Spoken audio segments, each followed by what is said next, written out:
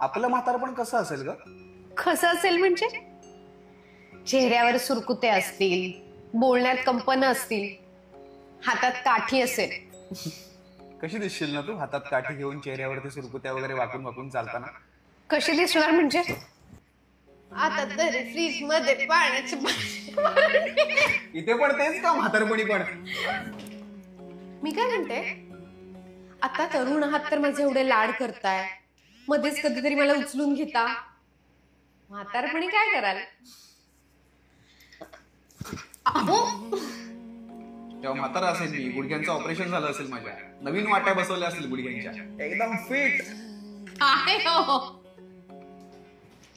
आपण म्हातारे झालो ना की मी खूप किरकिर करणार आहे तुमच्या मागे. ठीक आहे, कर बिंदास्त. का? तेव्हा म्हातारे झालो असू ना, ऐकूच येत नसेल मला काही, कर तू किरकिर. तेव्हा म्हातारे झालो असू ना, ऐकूच येत नसेल मला काही, कर तू किरकिर. मग लवकर म्हातारे व्हा. तू रश्मी, आपल्या म्हातारपणात आपल्या मुलाबाळांचं कसं असेल ग? म्हणजे ते आपल्याला सांभाळतील की वेगळं राहत असतील कुठेतरी? प्रत्येकाचं आयुष्य वेगळं असतं. आता आपण जसं जगतोय तेव्हा ते तसं जगत असतील. आणि आपण काय म्हातारे झालेलो असतो, खायचं प्यायचं आणि झोपायचं. खायचं वरनं आठवलं, तू म्हातारपणात त्या बाकरड्या नाही खाऊ शकत अगं तुझ्या आवडीच्या. का? कारण दातांची नकली कवळी जी असते ती फार लोड नाही घेऊ शकत अगं. मिक्सर मध्ये चुरा करून खाईन, पण मी म्हातारपणी बाकरवड्या खाणारच. तुमचं माझ्यावरचं प्रेम कमी होईल का? मला नाही वाटत.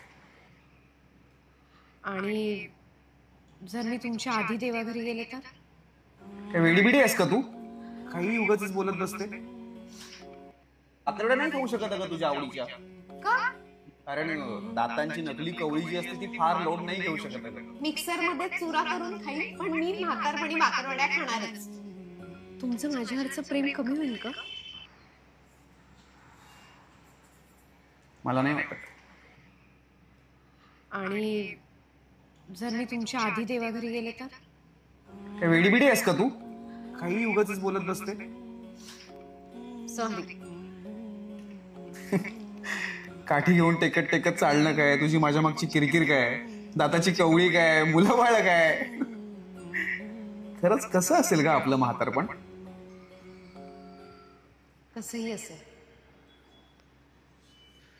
पण फक्त तुमच्या सोबत असेल. भारुनिया अवकाशच अवघा खेळ नवा रंगेल.